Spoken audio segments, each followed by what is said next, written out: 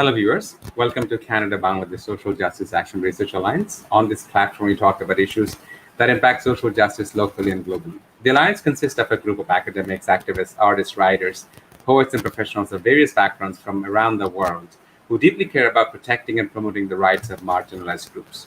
We take an active interest in social justice and equity issues. Our goal is to engage in critical conversations that initiate action to build global solidarity needed for social justice and make the world a more equitable, kind, and compassionate place.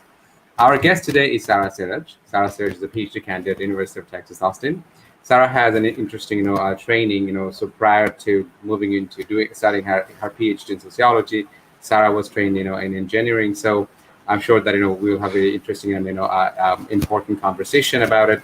Our topic of discussion today is examining the American dream critically. Obviously, our understanding of American dream, living in America and also from outside is, not always critical. Sometimes our understanding of America gets mediated through Hollywood films or what has been told about America or what has been promised. So today, Sarah and I will have a conversation actually discussing critically, unpacking, understanding, questioning, a lot about it. So before getting into the conversation, Sarah, tell me your journey from engineering to psychology and your current research project. How did it come about? Sure. It's a bit of a long story, but since I grew up in Bangladesh, I grew up in Bangladesh and I moved to the U.S. after high school. And in when you grow up in Asian countries, I think you kind of hear most people want you to study engineering or doctors. I know it's a stereotype, but it's actually true. And my family had so many engineers that I never even considered that something outside of engineering was something I could study. And when you're 17 or 18 applying to college, I think you disappeared for a second, but you're back. When you're applying to college, university, and you're just pretty young, I don't think you really know what your interests are or what would be the best field for you. So with the knowledge that I had, I went into engineering. And I always liked the sciences, and I learned a lot in engineering. So it seemed like it was a good fit at first. And I don't think I would ever, if I had to relive my life, even though I switched fields, I wouldn't take that away because I learned so much from engineering and thinking through in the engineering mindset. But I actually liked it so much that I even entered engineering graduate school. I think when I was in engineering grad school, though, I realized that a lot of engineering problems have many social and psychological aspects that are overlooked. Because when we're trying to solve problems, it's problems for people, right? So there's always a social and psychological component. And at one point, I basically decided that I didn't want to be in the engineering field, and I was planning to drop out from my engineering PhD program. And when I was about to drop out, I was exploring a lot of things. So I was doing my PhD at the University of Texas at Austin as well. And when I was in the engineering PhD program, I decided to drop out. I started writing for the university newspaper at UT Austin. And I got to learn about a lot of different issues in the local community. And while writing for that newspaper, I met with my future advisor who was in psychology. And I think when I interviewed him for a particular article, he kind of could see how my interests were in psychology, and he offered me a chance to do some research in the lab. It seemed like a good fit from the beginning, so he actually offered me to switch my PhD program from engineering to psychology. And I tell this story because sometimes when you go into a field, you might think that you're stuck there forever, but that's not true. I mean, it's always possible to, if you decide that your interests shift, you can always switch and change. Yeah, absolutely. That's very. I have worked as high school guidance counselor, and One of the things that I tell to the parents of Bangladesh anywhere in the world, just one quick reminder, Sarah. If you just see that I'm disappearing, it's not that the streaming will continue to happen. Oh, okay. So So you yeah, want me to just continue talking, even if you yeah. disappear for a second? Okay, If I cool. do, if I do. Okay. As a high school guidance counselor, one of the things that I would talk to a lot of students and to a lot of parents, that understanding that it's very hard for you to know that what do you want to be when you were 17, 18. And to be bluntly honest, I tell a lot of people very honestly that um, I hope I knew what I want to be, because that's an ever unfolding process. Like, for instance, my academic training was in critical sociology, political economic sciences, and philosophy. I was never ever trained in computer science. But later in my life, after moving to Canada, I worked in tech for about 3 years, and I took a passionate interest in artificial intelligence, but not essentially the building side of artificial intelligence. I took interest in basically how that how artificial intelligence is actually changing the socio-economic and political and sphere of the world, like how it impacts the social life. And that's where my interest lies now. And hopefully, if I get into a PhD, artificial intelligence is going to be a definitely integral part of it. um, we were just talking minutes ago that where you mentioned that you research social upheaval. We will segue to American Dream, obviously, but please tell us about, like, that studying social upheaval. How do you study it? What are the methods of studying? What are some of the tools, methodologies that actually you use?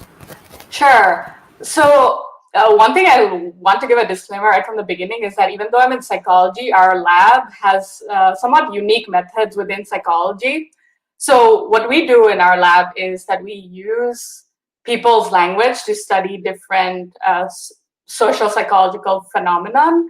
And traditionally in psychology, people use a lot of experiments to try to isolate specific psychological mechanisms. Uh, However, in the real world, you can't really isolate things because people work in the social context that they're in. So we tend to study the real world using language that people leave behind, whether in social media or through speeches, through books they write. And what makes our lab unique is that we study a lot of different psychological phenomena, but always through the lens of language. So in terms of what I personally study, I look at people's language to study social upheavals, as you mentioned. So in the past, I've looked at how people handle breakups and divorce, so basically individual upheavals. And how I did this was I tracked people who had publicly disclosed their breakups or divorce on social media. In this case, I use Reddit, where people post about their breakups or divorce anonymously. So because it's anonymous, or they're basically using anonymous handles that aren't tied to their real identity, they often talk about things in a more personal manner that they would if it was tied to their real identity. So what I did was, for people who posted about their breakups or divorce, I looked at their user history across time, both before the breakup and after the breakup, to kind of see whether you could see through their language before the breakup even occurs that they're going through a personal upheaval. Because as you know, when people go through an upheaval like that, your life kind of changes. You might become more depressed, and it's hard to think of other things outside of your life, even because that's such an integral part of your life. So that was one of the projects I did last year. And right now I'm transitioning into looking at bigger upheavals, like collective ones as a society, such as the Black Lives Matter movement in the US. So as you know, right now in the US, for the last more than 2 months, Black Lives Matter protests have been going on all across the country, and some places abroad as well, following the death of George Floyd at the hands of police. And I've been studying how this particular how this year's movement looks from the ones in the past years, because Black Lives Matter has been active since 2014. And when you study this phenomena, and how do you extract data, and how do you classify, how do you actually deal, how do you deal with that data to actually extract the underlying patterns or social Sure. emotions? Sure. So for this project, I've also been using Reddit data. And so what I did was Reddit actually makes their data publicly available for people to use. By the way, if you could mute your sound, that would be really great. There's some static coming. Yeah, thank you. Reddit makes their data publicly available for researchers through an application programming interface, and you can actually access data from the beginning of Reddit from 2006. So this allows you to track movements over many years. And so on Reddit, there's specific communities for a multitude of topics, as well as cities. So let's say New York or Boston, they have their own subreddits, which are mini communities to discuss issues about the city. So what I did was I picked 22 cities that had protests in 2016. There was also a nationwide protest in 2016 following the death of Philando Castile and Alton Sterling. And then I picked that as a comparison, basically, to compare to 2020. And then I looked at how these cities that had protests are talking about race issues in 2016 versus 2020. And what I found was that, so basically, computationally, I tracked the percentage of posts that talk about race. And what you see is that since 2016, when each time there was a Black Death or some sort of event, people talk about race issues for a few weeks. But this year, the engagement has been really sustained for a really long time. Now we're 2 months in, more than 2 months after the death of George Floyd, who died in May 25th. But because there have still been weekly protests, the engagement on these issues have stayed at a high. Does that answer some of your questions? Yeah. So now we will get into American Dream. So let's say for anybody who is not familiar with the phrase American Dream, or somebody who is not essentially familiar with Western culture, Hollywood, or the conversation that we use a lot of times, how would you define or express or explain American Dreams to anybody for the audience around the world? Sure. I guess to me, the American dream has been, it's kind of like a hope that when you move to America, you can start your life new and like have access to new opportunities. I think it can mean a lot of different things to people, but like you said, I think sometimes the media can you can get different ideas from media, which may not always be accurate. But I think to me, when I hear the term American Dream, that's what comes to mind. I mean, in one of the recent books, that I think it's one of the last books of Noam Chomsky, where he talks about the Requiem of American Dream, one of the persistent, dare I say, a lie that has been promoted, and the propaganda or dissemination of this information around the world is that, well, if you come to America, it doesn't matter where are you from, what background, what color of your skin, what religion you're from, what language you speak, you can make it. You can make it from nothing to the top of the world. Like, for instance, like I'm not making it a generic or homogenous example. Like, for instance, Barack Obama, from obscurity to a Black man becoming the head of the country, right? The president of the most militarily powerful country in the world, right? That kind of understanding. I once visited America with a bunch of my students to attend a conference, And something happened in our event in our conference. Like we are so these students, they have never set foot in America. So we are walking towards a restaurant for having dinner after a long flight. And this student of mine, he made a remark. He's saying that, it's interesting that I'm walking on the street of New York, but it doesn't feel like America. It just, the roads are like, just like the roads in my city. Nothing that exceptional. It just a city. It's just a road, right? I answered him saying that, well, your understanding of America was always done through probably media or through Hollywood film, where the screen is never quiet. Always something exceptional, extraordinary thing happens, right? Um, so let us begin from very, very basic. Like, you have gone to America in 2010, right? Right. I'm Yeah. not mistaken yet. So you've been living in America for the past 10 years.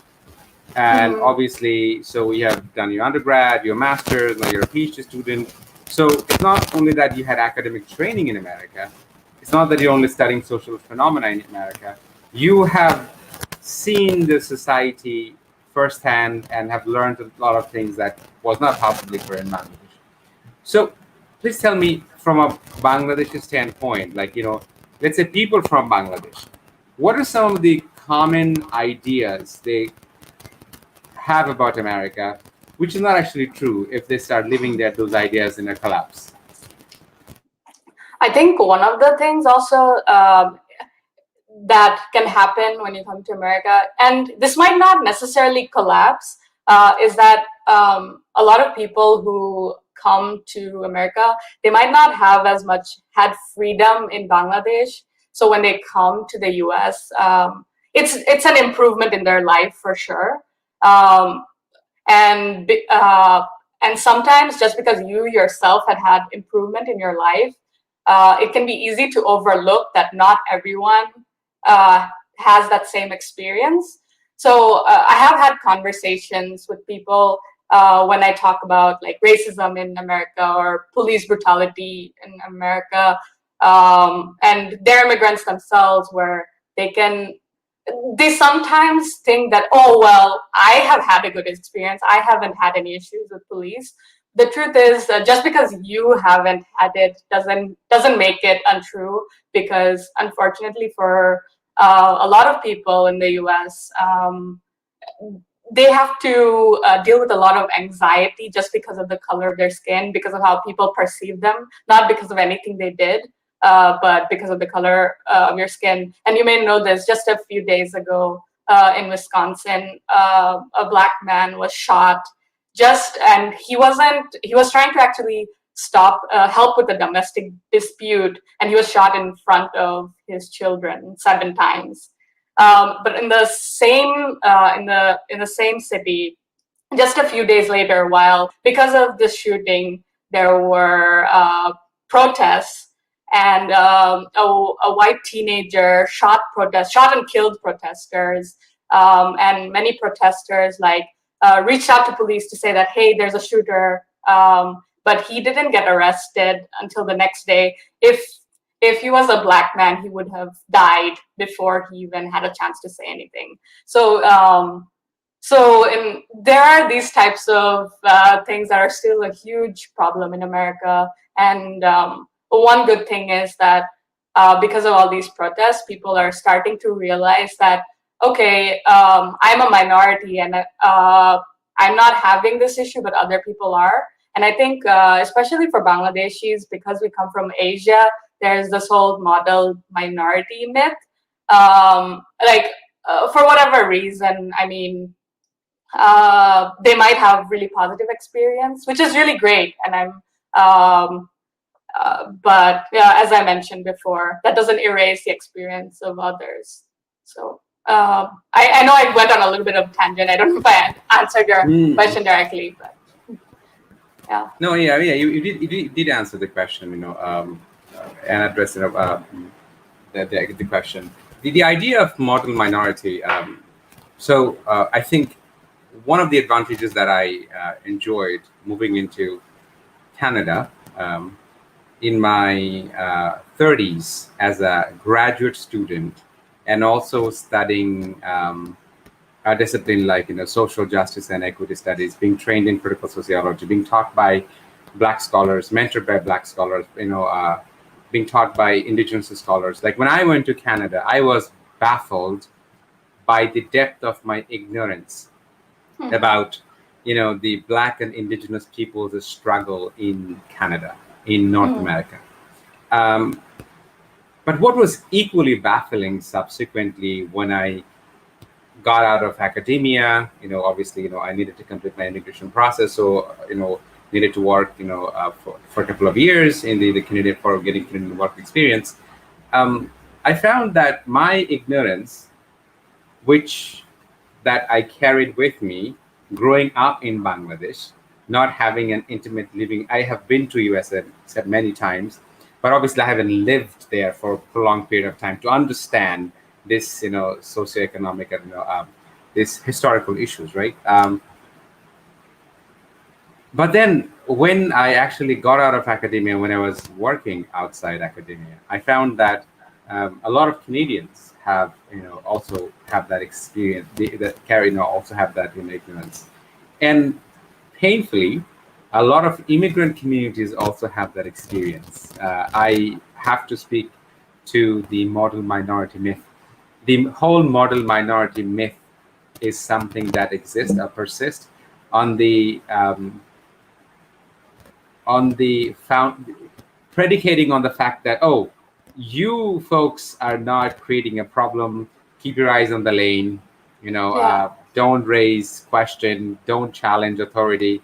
And but the fact is, this is done, and this is fundamentally a racist structure. Oh, the Black folks are the troublemakers. Oh, the Indigenous folks are the troublemaker. But look at these wonderful people from India, from Pakistan, from China, from Bangladesh. They don't raise an issue. But also, we have to. You are in the field of psychology. That we come from a history of over almost 300 years of British colonial domination. Particularly, you and I can speak to it very intimately because you and I both have had very close experience with British education system, Right. where Yeah. we did not know the brutal history of colonialism that was done, that happened in our part of the world.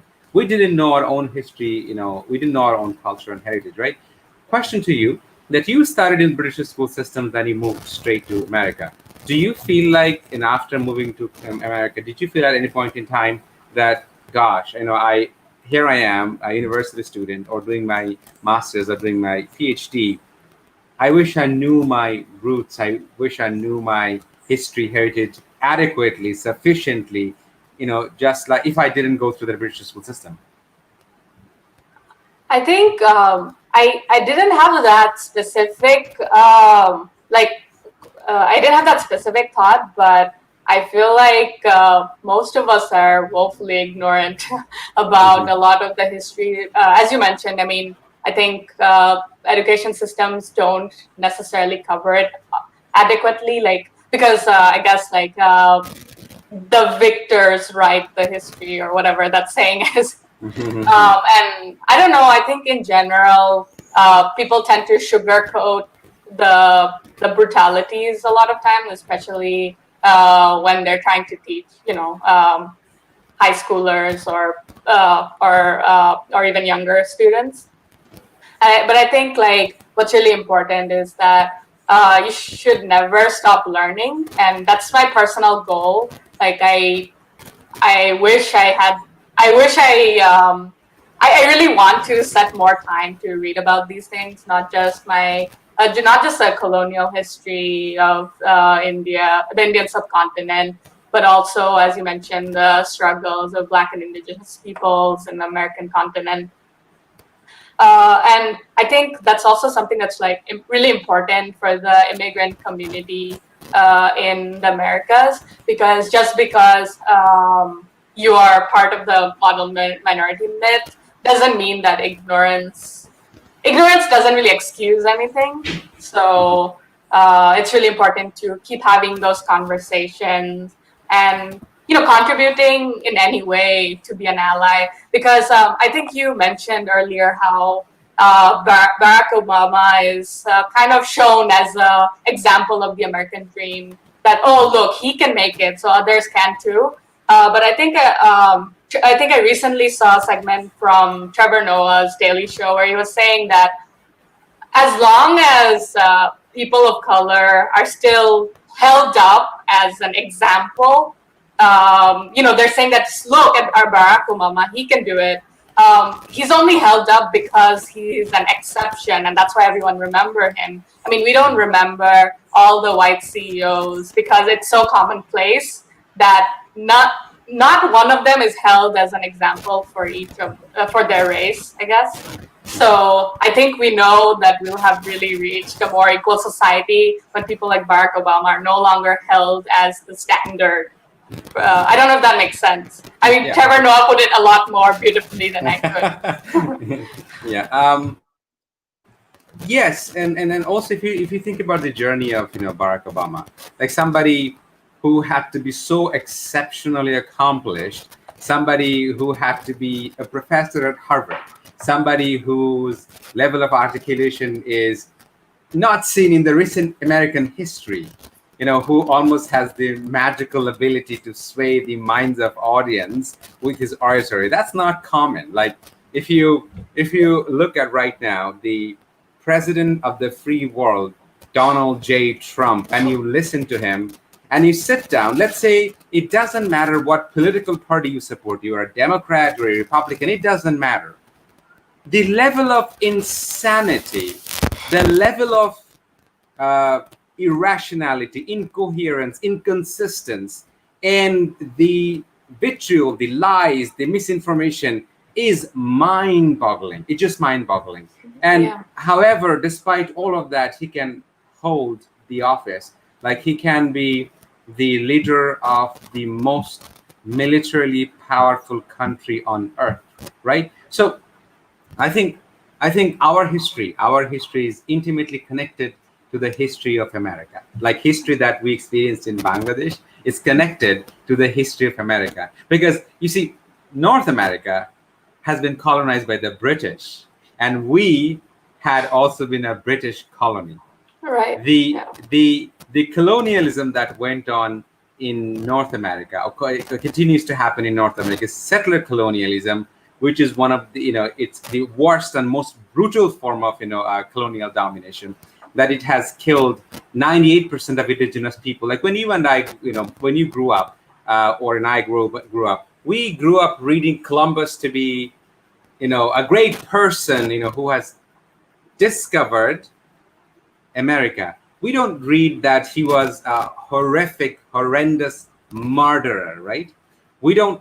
And again, way more than I do that the incredible importance of language.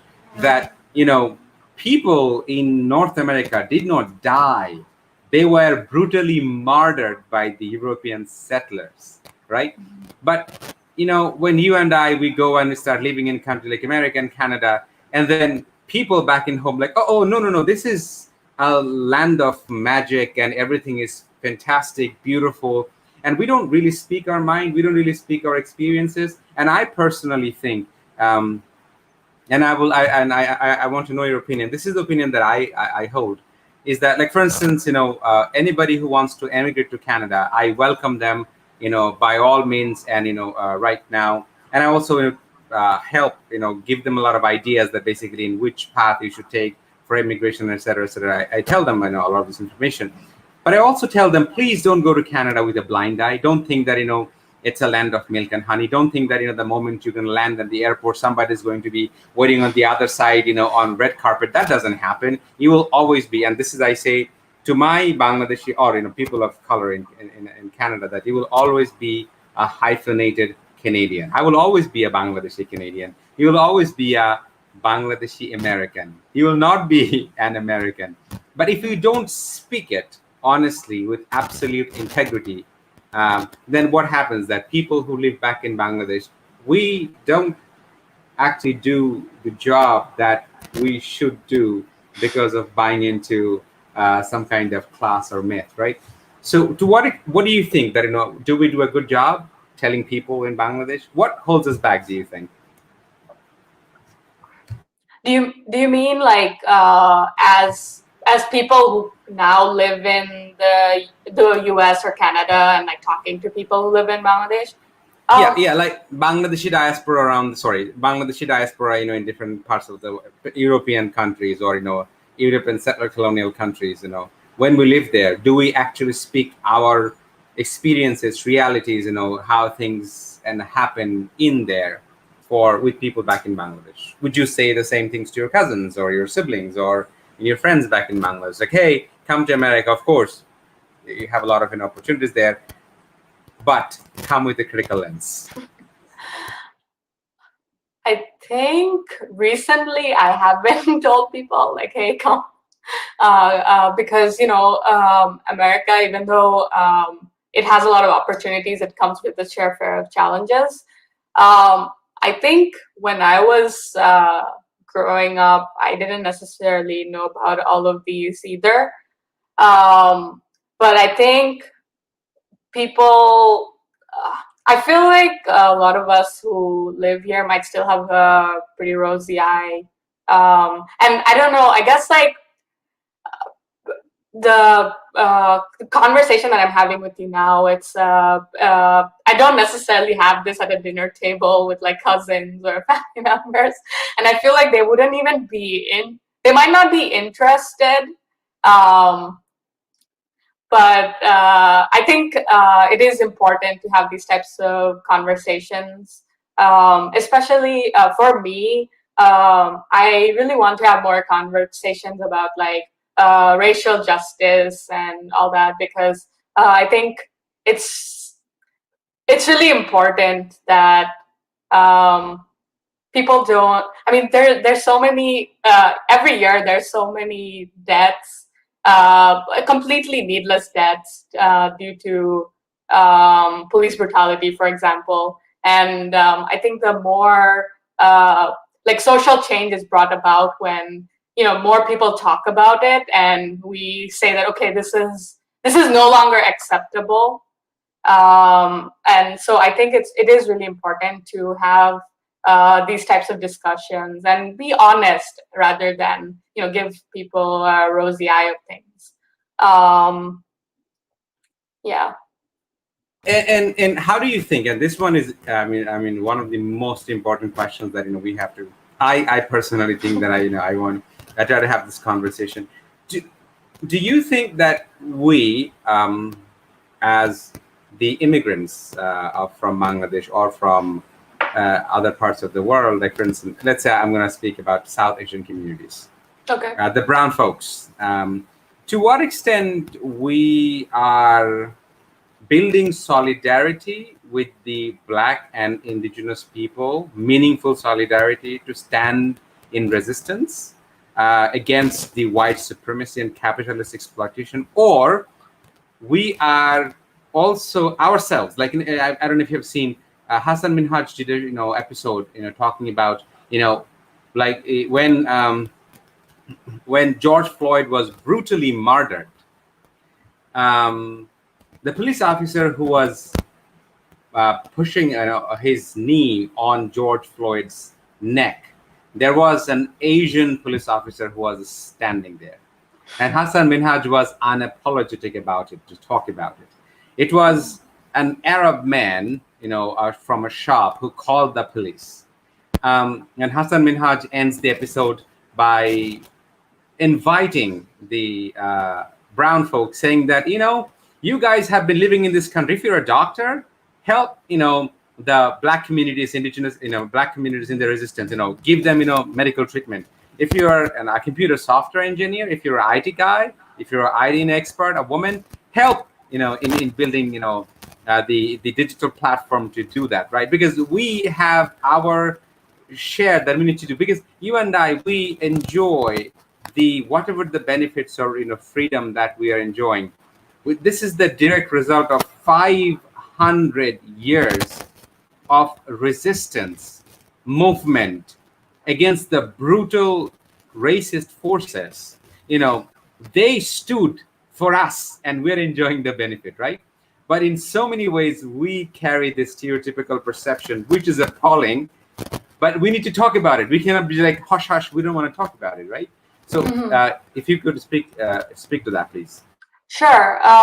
Yeah, I totally agree with you that there's a lot of internalized messages that we receive, like growing up uh, in in our societies, and Asian American immigrant communities are also subject to that internalized racism. But if you are in a place of privilege that some of us Asian Americans are, I think it's even more important that we speak for those who are oppressed.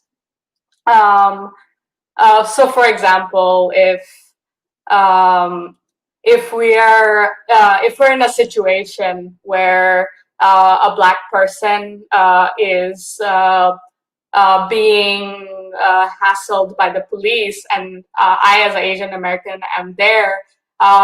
Some people suggest that you can shield the black person by intervening because they are less likely to uh, think of you as a threat right away. So, as allies, we can play a huge role in de-escalation. But yeah, like and I think it's really important also to constantly have conversations with yourself as well as others with internalized racism messages, because I'm sure even you and I uh, who read about social justice issues and how to help, I'm sure we have our own biases as well, and and I think and I have heard black people say themselves that they themselves have internalized racism against their own race. So as allies, I mean, there's many things we can do which are really easy. It's as simple as sharing articles, because when you, as an Asian American person, share these articles on your social media, other Asian Americans will think that it's acceptable to do it as well. Because sometimes people are afraid. They think that, oh, if we support this, we might get into trouble, and they don't want to lose whatever place they have in society. They don't want to be labeled or whatever in a but when we start sharing articles, other people get encouraged to do that as well. We can donate to, there are many organizations that document police brutality in the US and other countries, and I don't know if it's as big of an issue in Canada, but I'm sure there are organizations that support the rights of indigenous communities and black communities. And there are many, and there are like free resources which have lists of these organizations. So if you're looking for an organization to donate, these are great ones. But even a conversation like you and I are having, those are really important as well. So I think there's many things we can do that doesn't take that much time or effort. And we should, because as you said, we have like, as people that are more privileged, I feel like it's kind of a responsibility. I mean, that's my personal take on it, because some people may disagree with me on that. But and the other really easy thing to do is like amplifying voices of Black and Indigenous communities. Like if you're on Twitter, you can follow. Twitter is really active in terms of like speaking about these issues. So you can follow Black leaders and see what they're saying. So it's really important to listen to those voices and see their perspective, because we don't know about all these issues. So the more we listen, the more we can understand. Yeah, absolutely, absolutely, and particularly, there's a fantastic book that every Bengali should read. Actually, it's by Professor Vivek Bald. The book is called "The Bengali Harlem." So the Bengali Muslim men, as indentured laborer, they landed, on the American shore in New York as early as 1880, and they jumped ship, from at when the ships, docked in New York. Now, these Bengali Muslim men, they were criminalized by both British Empire, and American Empire. Now, this is incredibly important and fascinating history. At that time, in such a violent, racist place, it was the black women, the indigenous women, the Puerto Rican women who married these Bengali Muslim men and gave them the possibility of even, concept, thinking about life, making the life possible, right? And particularly when we think about the, incredibly racist, in a racist act, in the anti-Asian, act that, where American immigration totally said, no, we don't want an Asian from, that fear of the Asians are coming and taking America over, right? Um, and but and if we see the election, that outcome that happened in 2016, the biggest factor that played out in 2016 election was race, was race. So I personally feel that as Bangladeshis and Bengalis, we are the kind of solidarity that was extended towards us by the black communities, by the indigenous communities, by the Latina communities. We existed, we survived.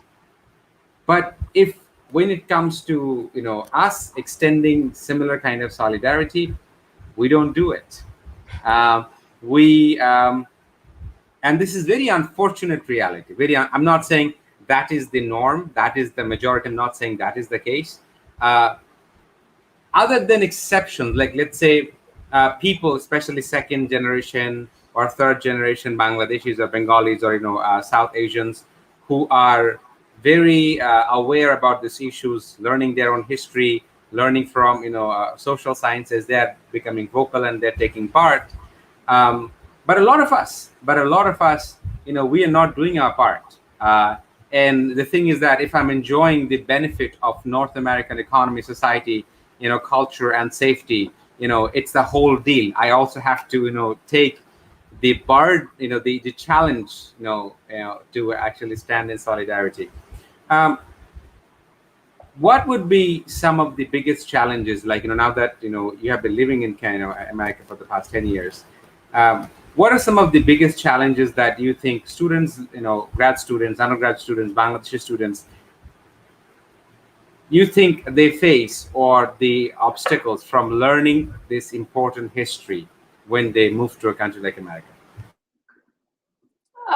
One of the things I think that's at play, which I briefly mentioned before, I think it's like a lot of internalized messages we might have received when we were in Bangladesh, because unfortunately, even in Bangladesh, people are treated by the color of their skin. I mean, we have like creams like Fair and Lovely because we want to make our skin lighter, just because of all the messages we receive in Hollywood, where all the people we see are beautiful because they're white, basically. So I think even if you don't subscribe to those types of things, um, like when you grow up in that kind of environment, you have those messages and it's hard to disentangle. So I think that's a huge challenge as well. Um, Other than that, I think that you mentioned this before, where when if and I might have mentioned it before too, like when you are having a good life and you have been subject to a lot of privileges, it can be it's hard to step out of that bubble because people do tend to see from their perspective. So if you've had a good experience, it can be easy to. I mean, this isn't even hearsay. I have heard people. I've had conversations with people when I'm like talking about police brutality and racism, and they're like, or just some experience I had, and they're like, oh, I didn't have that, and that's the end of the conversation. The conversation can't go on when someone says something like that.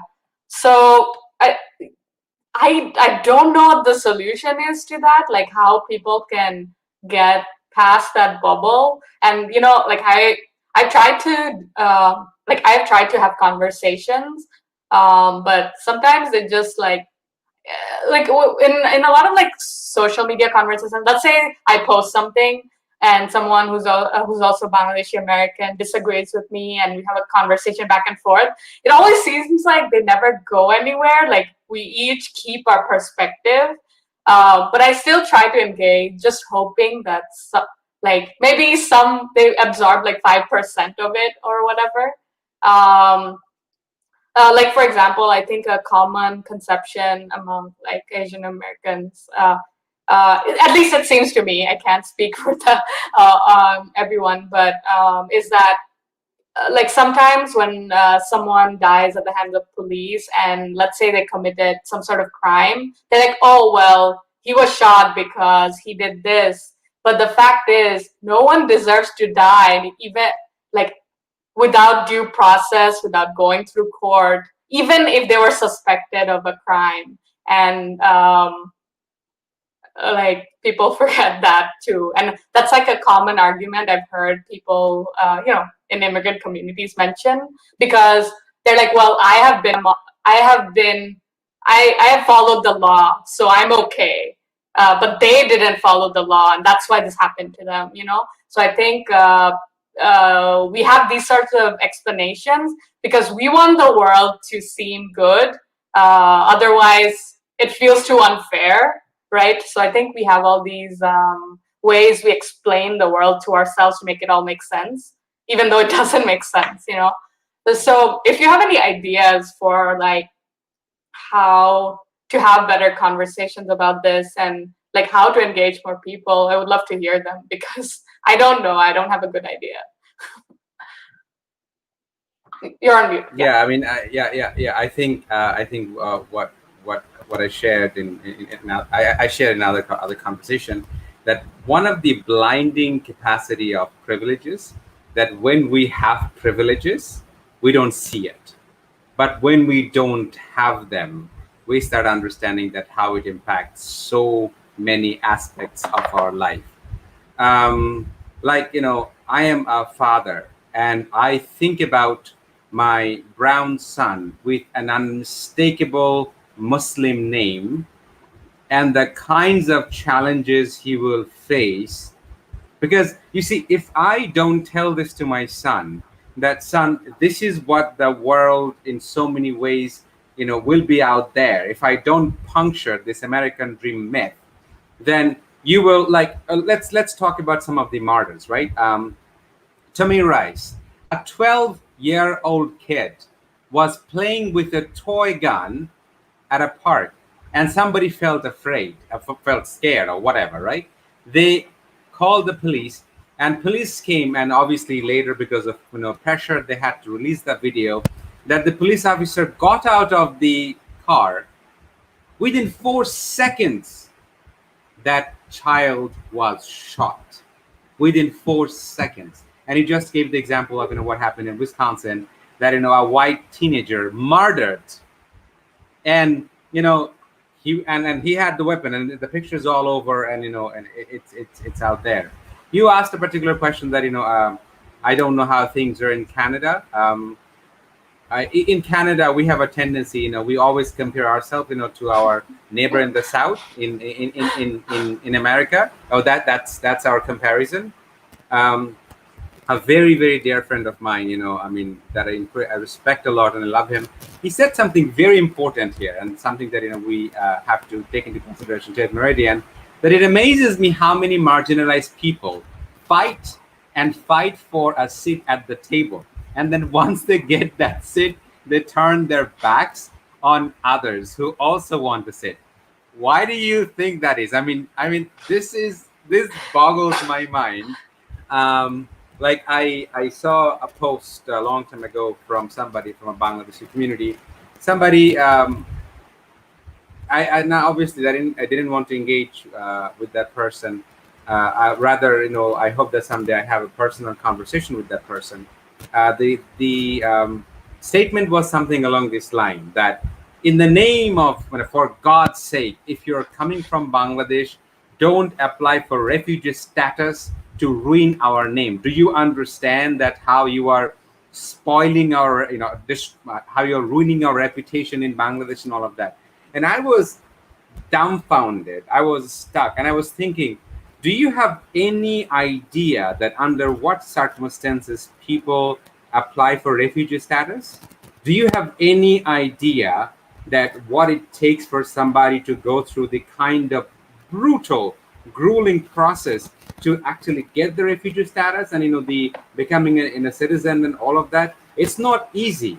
So connected to my good friend, Ted Meridian, Ted said that, like, I got my immigration done. Now, I have no problem. I can enjoy the health benefits of Canada and etc. I don't want a second, brown guy or a woman from India, Pakistan, or to enter in Canada. No, don't come here, right?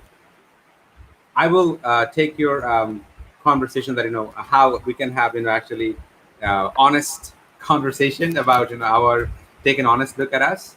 Um, why do you think that? Why do we do it? Like, why, I got into America, I'm an American citizen now, I don't want Sarah to get in and have the similar privilege like I do. I don't know if it's like I haven't read up enough about this to give you a very educated answer, but I feel like it's kind of the way that the system is set up, where like the system favors a few people being at the top, right? I mean, not everyone. I mean, and in the US especially, it's a very unequal society, if you look at like the income distribution graphs, I mean, it's so disproportional that to break the scale to actually see it. So I feel like the answer is probably that the system is set up in a way that because only a few people can get to the top, uh, you benefit from stamping others down. Uh, yeah, it's really sad, but I think that's the reality.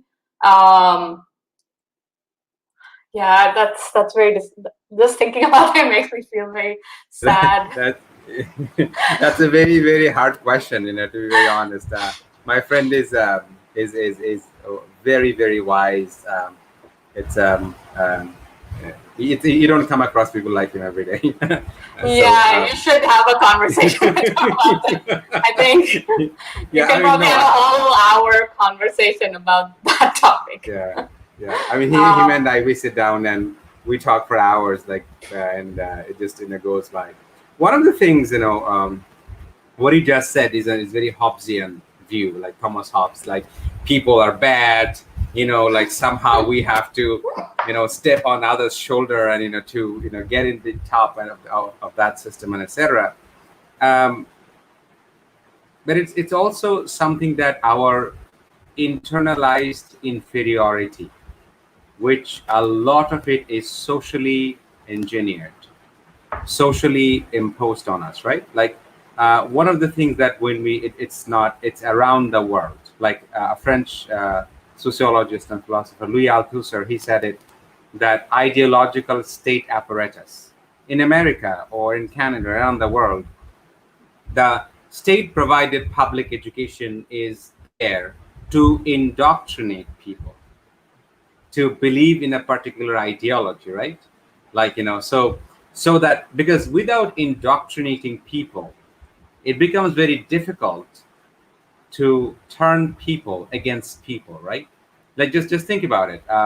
I remember I watched a interview, and that was like so enlightening. Is that this very young kid, like probably 19 years old or 20-year-old American soldier in Iraq? He's like geared, in all an American, military gears and etc. And a journalist was asking him, "So, do you know why you're here?" And he's like, "I'm here to, like, take out the bad guys, like, establish democracy and for the peace of the people and etc. etc." Then that guy was, the journalist asked him a couple of, questions that are, only you understand the answers if you read and, have a critical mind. It's like, but, they didn't find any such thing, a weapon of, mass destruction. This wasn't found. This whole invasion of Iraq was based on a lie, right? Or the attack of, Iraq, like how it was unfounded, right? And they haven't been able to. And then the answer is something very that very education, that you and I can learn a lot from it. And the young soldier says in a heartbeat, like, well, I don't know all that, but I'm here, for the good, for the democracy, for the peace, and all of that, right? So every day, when a kid in American school puts, his or her hand on the chest and sings that song, right? When Colin Kaepernick, takes a knee and denies, like, to rise, and when President Trump can be so petty that he goes after Kaepernick, saying like, oh, why does he take a knee, right? Because America hasn't been there for the black people. It hasn't. It has been brutal from 1619, when the black slaves were brought in American shores. Ruth Wilson is a very eloquent and articulate sociologist. She now terms it as racial capitalism. Is that capitalism operates based on inequality? To answer your question, is so, and racism has been the most successful tool to enshrine that inequality. Is that based on completely arbitrary attributes of people? Oh, your skin color is black, therefore you are inferior, which is completely unfounded lie that was perpetuated through. So there was a study done. First, it was done in Howard University in 1949. It's called the black doll and white doll experience, where it's a psychological experiment, where it shows that kids as young as 3 years old show racial bias, preference towards white doll against black doll. What is really, really dangerous, and what we can learn from that experiment? The black children are asked that which one is a good doll, the black doll or white doll. The black children pick the white doll to be good and black doll to be bad. Now, Frantz Fanon has talked about it. He has written in his book, is that Black Skin, White Mask, is that we have to switch code. Like, we understand that to have economic privilege, social acceptability, cultural value, we have to perform whiteness. I have to wear suit and tie. I have to know how to use fork and knife. I have to. Ted and I had this conversation, and obviously I've learned a lot from him. Is that now I don't, but there was a point in my life when I used to feel nervous if I would go to a dinner. Like, I don't know how to hold this fork and knife and how to maintain this Western dining manner, etc. I don't know. A lot of things, and I don't know. But not knowing that generated a feeling of inferiority in me, as if what I grew up with, the culture that I grew up with, is less inferior. And the white people needed the non-white people to believe that their ways of knowing was superior. I had a conversation with a scholar, the other day, Dr. McElraith. She has been studying that for the past 20 years in Spain, that how Europeans learned to shower from Muslims. Like, it was the Muslims who brought the sanitary hygiene and etc. in Europe. But exactly the time when the golden age was going on in Al-Andalus and Spain, that is the time the Europeans say, that's the Enlightenment period, right? So it's very, contradictory. When you were saying Sorry. that, I just remembered how Mhm. we always find like European accents or American accents or British accents to be really cool. But Yeah. when you hear someone speak in a Bangladeshi accent, or even I have felt like disdain, of people with like my own accent. So it's just like I was just thinking about that. I mean, I've had to work hard to try to not have that own bias in me. So I just thought that it's really important to be self-aware as well and question your own actions or your own motivations. Like, if you're being mean to another Bangladeshi person, then it's good to ask yourself, like, why are you doing that? Are you doing that because you actually dislike this person, or is it just some sort of bias? So yeah. Anyway, sorry, I think I cut you off. No, that's an incredibly important realization, is that I can be who I am unapologetically. I don't have to pretend to be anybody except me. Firoz can only be Firoz. I should never try to be like Frank. I should never try to be like, another person. But the question is that if we did not have that hierarchical thinking, how did that hierarchical thinking came in our consciousness? It is socially produced. Like imagine like when you grew up, or when we grew up, reading books. If we think about the smartest person, Einstein, philosopher, Socrates, Aristotle, Plato, writer, Shakespeare, Milton, right? But did you know that Einstein wouldn't be able to get his Nobel Prize in photoelectricity had it not been for a Bengali mathematician? Did you know that the head of Dhaka University Applied Physics Department, based on his mathematics, several Nobel Prizes were awarded? But we don't know our own riches of our own roots, right? So that is very it's an education architecturally designed to internalize inferiority. To answer my friend Ted, is that basically my inferiority complex in me makes it feel like, oh, I got into America. I'm an American citizen now. Sarah, you don't need to come here. I have become elevated. So if I did not have that internalized inferiority, I wouldn't feel this way. But it takes a lot of decolonization. It takes a lot of journey inward, not outward, right? Mhm. Sarah, going forward, can you think about some of the choices that you will make or you think about making going forward, your journey forward, that we can think about to living more consciously, living a life where we embody this critical thinking in our life, not just in a academic classroom? Personally, for me, I think even though I can only see from my perspective, one really easy way to broaden my perspective is keep reading, reading from like Black scholars, reading books on philosophy, and just trying to educate myself, understand the history of America, Canada, uh, and our own roots in the Indian subcontinent. And I think I encourage anyone to do the same. And you don't have to read books. I mean, there's plenty of free resources also, like articles, blog posts, conversations on Twitter that you can follow if you don't have as much time to just get a understanding. So I myself want to do that, and I have been doing, but I want to be better at that, like scheduling more time to read about these issues. And I've personally tried to just listen. I think I mentioned it a little bit more. Just like following Black scholars and listening to what they say about these issues rather than forming my own opinions, because this doesn't affect me how it affects them. And and like the internet makes it really easy to do this.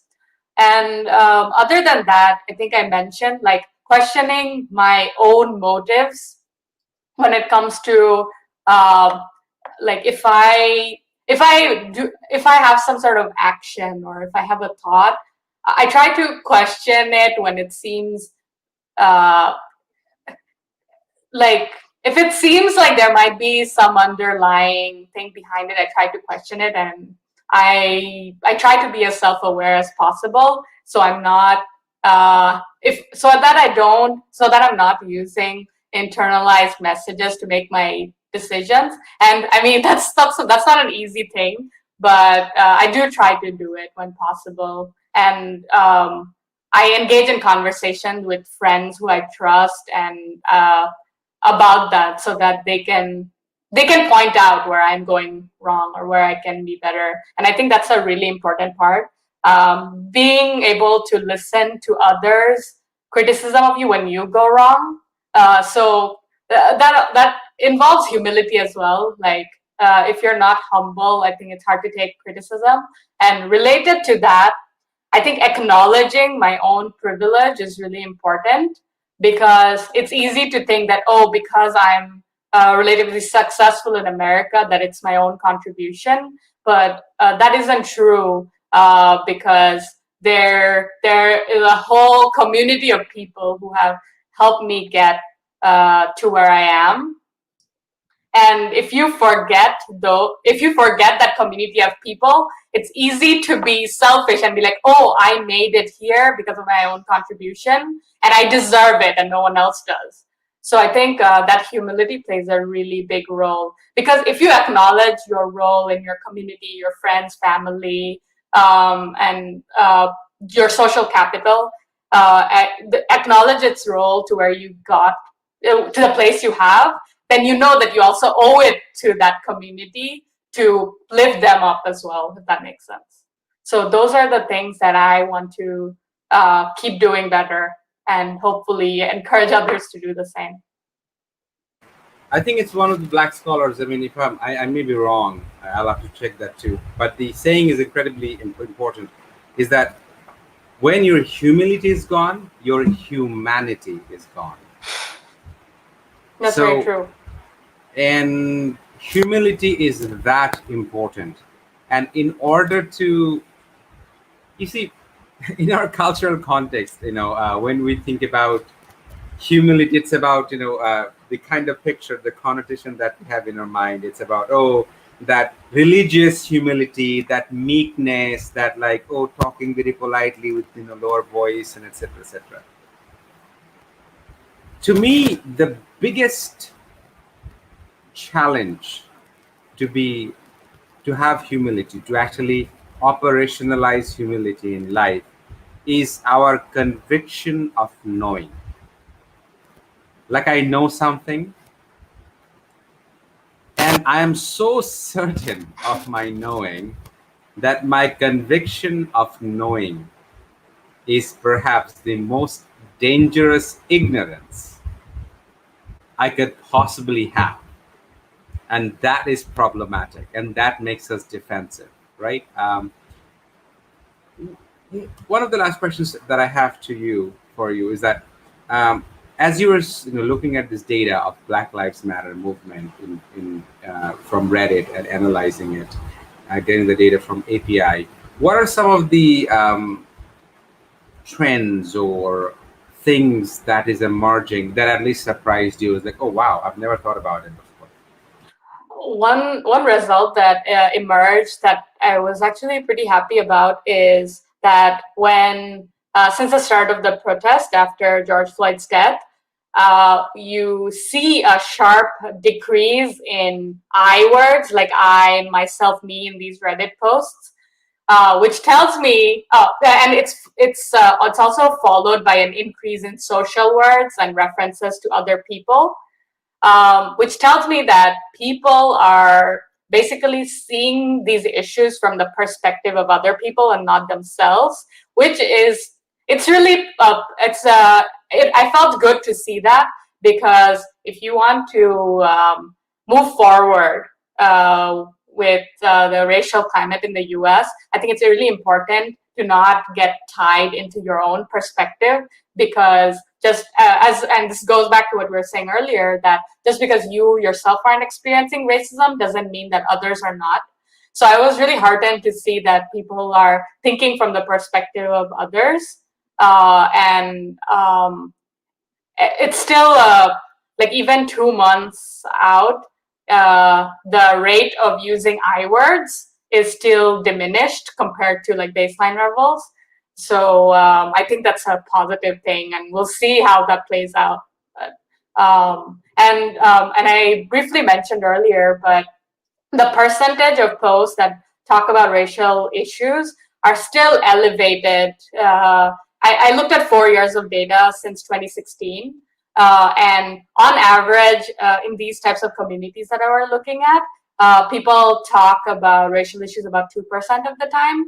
But right now, it's the average is around 3.5%, which is significantly larger, and it's been maintained that way for over 2 months. So to me, that's a really positive thing, and we'll see how it plays out in the future. Question connected to American dreams: that when you went to America in 2010, were you an international student, or you were prior you were an American citizen before? I was not an American citizen, but I was a permanent resident, which because my grandparents they've lived in America for many decades, so they were able to sponsor me to get a permanent resident card. So I had a lot easier experience than many people who come from Bangladesh, because if you have a permanent resident status, you don't have to renew your visa every year. You can get you have access to jobs that American citizens do, and that really helped me. And I still am really thankful to my grandparents for giving me that privilege. So I always think of them whenever I have a milestone here. Another question: do you see that a lot of people who have these privileges? One great, famous, very, I mean, one of my favorite philosophers, French philosopher, Pierre Bourdieu, he has actually pointed this out very well. He talks about that capital is not only economic capital. There are other kinds of capital, like social capital, cultural capital, so symbolic capital. So what is cultural capital? Cultural capital is like when, like you are right now in the US. All right. So if somebody speaks to you about Gaga or Rembrandt or the work of Dali, you will not be completely like, what is it? Like I remember, obviously I didn't grow up playing a lot of sports. So very early on in my teaching career, once one of my students from English medium asked me, so which football team do you support? Like, are you a Barcelona fan or a Real Madrid fan? And I felt quite baffled. I was like, what's Barcelona and what's Real Madrid? Because I come from a village, and then I didn't know that existed. But those students of mine, you graduated from Scholastica. A lot of students, they probably have traveled or lived in America or go. That's not unique to a lot of them, right? But what happens at one point we forget. At one point, the privileges that actually I haven't worked for. Like for instance, my son will not have to work to get his immigration in Canada. My son will not have to go through the hurdles and difficulties that I have gone through. I particularly, sometimes when parents from Bangladesh, they tell me, hey, I want to send my kid to Canada for high school, I tell them, think very carefully, think wisely, that do you know the amount of money you'll have to spend for completing high school in Canada? And do you understand that that doesn't give any advantage whatsoever for your kid in future, like in the long run, not in a very meaningful way? But the reputation of completing your high school in America and Canada, it's like that's also social status, right? Now, do you recognize a lot of privileges that you have enjoyed, you haven't earned, that came generationally? But when you have these conversations with people who have similar privileges, what kind of reactions do you see in them? So do you mean like when I tell people about my privilege, or when I just talk to them about their experiences? So people who have a lot of privileges, they don't understand the existence of those privileges because they have it, right? And when they speak to other people, let's say that if you were to speak to a woman from Bangladesh, from a village, right? Now you are cognizant of it and you would say, oh, well, my grandparent had done this, which is why I have gotten it.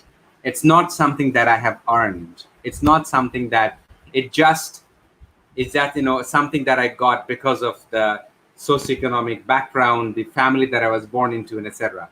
So it's not something that I have earned. It's not something that was born out of my merit. So if you have this honest conversation, in that case, somebody like you in Bangladesh is like, aha, interesting. So I'm not that bad. I'm not disqualified. The moment I talk to Sarah, oh my God, Sarah is doing her PhD in an American university. She speaks English. She's studying a psychology PhD. Oh my, because I work in the village, and trust me, a lot of the high school kids or people in the villages that have that kind of perception. So I try to puncture this myth. So when you talk to them, do you talk from that level, or to what extent we can be mindful about it and actually recognize our privileges? Got it. Yeah, I think it is like if someone is asking you for advice about like oh, how can I apply to US universities, or what tips would you give me? I think I would tell them that, hey, I had to go through a different route because I wasn't applying as an international student. And because I didn't go through it, I would try to connect them with people who did, so that they have the resources to understand what the challenges they would face. Because since I didn't go through that route, I do not have I'm not aware of all the challenges. So I would try to connect them to the appropriate person. And that is what I have actually done in the past. If I've given them all the information that I know, and then connected them with someone who applied as an international student, for example, so that they know the right channels to go through and what will make them stand out. But you're right that you can't compare apples to oranges. So like I think a lot of people tend to see someone like someone's resume on LinkedIn or something, and you can get really intimidated because you're seeing the final product or the put together thing. You're not seeing the behind the scenes. So I try to remind people that, hey, what you're seeing out there for this person or that person, that's a trailer to their movie. That's not the behind the scenes footage. So you can compare and stuff like that. So I think it's really important. And yeah, I mean, a lot of people have a leg up when it comes to applying or looking for jobs, and it's really important to remember that, because if we want equitable society, um, like we need to give them the resources so that they can also meet at a level playing field. Yeah, absolutely. I mean, in order to have transformative justice, we need to transform the circumstances of the society. But if we don't change the society, and we blame somebody, well, and it's like I'm running with you. I tied your feet, uh, but you don't even know that your feet are tied. Then I'm like, well, I'm running. Well, you can win the race, but I had not only leg up, but I had many other advantages. So yeah, this recognizing the privileges are incredibly important. As I'm growing older, and I talk to people, particularly mentoring young students, I try to remind them. And I have, if there's one thing that I would like to end with in our conversation would be this: is that it is incredibly important for us to recognize our privileges. And by recognizing our privileges, when we speak with honesty and integrity, we actually befriend other people and have a better bond. Um, Sarah, it was a pleasure talking to you, and a lot of your lived experiences, have helped us to learn a lot of things. And this conversation will be there, and in virtually will be there. Somebody will be able to consult in the future, to learn, if they have any particular question. Yeah. Thank you very much. Do you have any last minute question for me? No, but I wanted to thank you for inviting me. I enjoyed our conversation, and I'm looking forward to seeing more work from the Social Justice Action Research Alliance. So yeah, Yeah. yeah. But thank you so much. Yeah. Yeah, pleasure. Have a wonderful day and it's evening here. Bye-bye. Yeah. Yeah. Bye.